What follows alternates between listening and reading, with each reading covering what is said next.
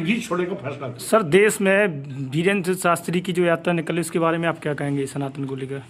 पहली बात तो कोई किसी भी धर्म का यात्रा निकाले उससे हमें कोई परहेज नहीं,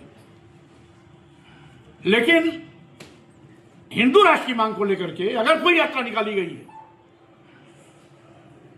तो ऐसे लोगों के खिलाफ राष्ट्रद्रोह, देशद्रोह के आरोप में मुकदमा दर्ज कर जेल की सलाखों में भेजना चाहिए। जब 1947 आजादी के बाद भारत संप्रभु राष्ट्र बन गया, भारत का अपना संविधान बन गया, देश बंटवारे की कोशिश क्यों? राष्ट्र जो हिंदू राष्ट्र की मांग कर रहे हैं वो देश के बंटवारे का बीज बो रहे हैं, देश को बंटवारे की ओर ले जा रहे हैं। एक बार यही मांग हिंदू महासभा ने 1919 में उठाई थी, जो 1939 में परवान चढ़ी जब वीर सावरकर उसके राष्ट्रीय अध्यक्ष बने, और वीर सावरकर 1947 के बाद उनके जो उत्तराधिकारी आए उनके ही कार्यकाल में देश आजाद हुआ, और हिंदू महासभा के दबाव में उसमें इस देश का बंटवारा हुआ। हिंदुस्तान एक तरफ भारत बना, दूसरी तरफ पाकिस्तान बना। आज फिर हिंदू महासभा के तर्क पर छतरपुर के बाबा बागेश्वर हिंदू राष्ट्र की मांग करके फिर देश को बंटवारे की ओर ले जा रहे हैं। स्वाभाविक रूप से अगर हिंदू राष्ट्र की मांग करना जायज है तो बौद्ध राष्ट्र क्यों नहीं, खालिस्तान क्यों नहीं, सिख राष्ट्र क्यों नहीं, और यहां पर मुस्लिम राष्ट्र क्यों नहीं?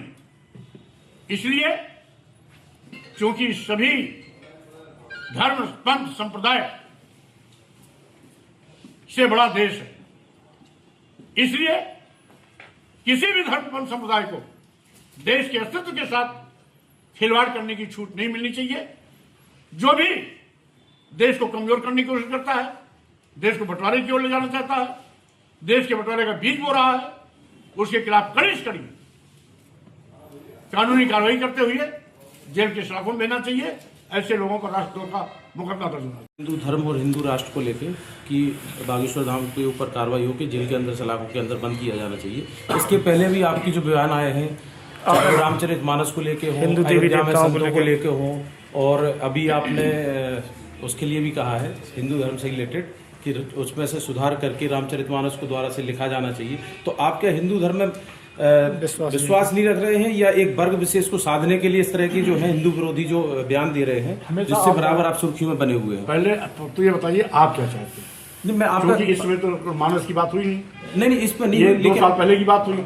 अभी उसमें आपके ऊपर कोर्ट के द्वारा हिंदू धर्म की बात नहीं हुई, अभी हिंदू राष्ट्र की मांग करने वालों के खिलाफ कार्रवाई की बात हुई। हाँ, आप तो आप जितने रहे हैं सर, तोड़ मोड़ करके नहीं, तोड़ मोड़ करके फिर 2 साल पहले पीछे मत ले जाइए सर। उस मामले में अभी उसी मामले में आपके ऊपर FIR के आदेश हुए थे, कई जगह आपको काले झंडे दिखा के विरोध किया गया, तो उस पर पक्ष जानना हम लोगों का जरूरी है कि आप क्या हिंदू धर्म में विश्वास नहीं रखते हैं? जो आदेश हुए थे माननीय सर्वोच्च न्यायालय ने उस पर रोक भी लगाई है, आपको भी मालूम है। हाँ, और एक चीज, दूसरी चीज, जो भी शक्तिशाली होता है लोग उसको काले झंडे दिखाते हैं, नहीं, इसलिए मैं उसको अन्यथा नहीं लेता हूँ।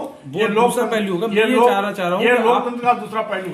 आपके बयान जो रहते हैं वो ज्यादातर हिंदू धर्म या हिंदू ग्रंथ जो है उनके खिलाफ रहे, तो आप हिंदू धर्म जानते हैं ना हिंदू ग्रंथ जानते हैं। अच्छा। मैं जब भी बोलता हूँ ढोंग, डपोसला, पाखंड और धर्म के नाम पर जात विशेष को अपमानित करना, नीच कहना, अधम कहना, देश की महिलाओं, दलितों, आदिवासियों, पिछड़ों को अपमानित करना, ये धर्म नहीं। रामचरितमानस में जो लिखा गया है, मतलब आपने उसमें कहा है कि संशोधन करके उसको फिर से लिखा जाना चाहिए, तो क्या आप रामचरितमानस जो लिखा है उसको नहीं मानते? मैं नहीं मानता।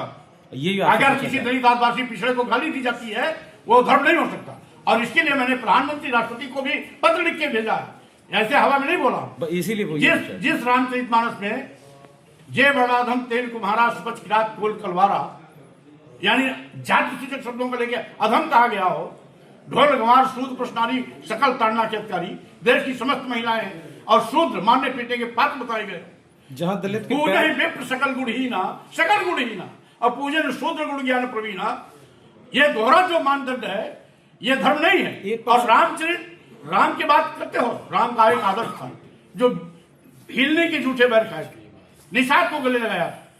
बाबा तुलसीदास तो कल पैदा हुए थे, राम जी तो हजारों साल पहले पैदा हुए थे। तो राम के चरित्र को तुलसीदास ने तोड़ मरोड़ कर अपने स्वार्थ में, अपनी सुख शांति के लिए लिखा है। यह धर्म नहीं है, यह धर्म के नाम पर सौतेला व्यवहार है इस देश के दलितों, आदिवासियों, पिछड़ों और महिलाओं के साथ। उसी में सर दूसरा पक्ष जो है, अगर आप नहीं मानते हैं तो तुलसीदास जी ने लिखा है केवट के पैर धुए थे रामचंद्र जी ने, तो उसमें फिर नहीं हुआ था कि समाजवाद या दलित को मतलब मैं नहीं कह रहा हूं, किया राम का आदर्श दूसरा था। राम का आदर्श वो भी उसी में उनको मर्यादा तुलसीदास में पसंद- लिखा है। नहीं, तुलसी एक चीज सुनो, आप पहली बात तो किसी को भी अपमानित करने के लिए धर्म के नाम पर आप उन पर आप नहीं कह सकते। किसने लाइसेंस दे रखा है? आप दलितों आदिवासियों को नीच कहेंगे, अधम कहेंगे, मारने पीटने की बात बताएंगे? पढ़ा लिखा विद्वान कितना भी दलित आदिवासी पिछड़ा कितना बड़ा विद्वान हो, उसका सम्मान ना हो, अपमान किया जाए, ये लिखेंगे? तो मैंने आपत्तिजनक टिप्पणियों, आपत्तिजनक चौपाइयों पर उंगली उठाया है, पूरी रामचरितमानस पर नहीं।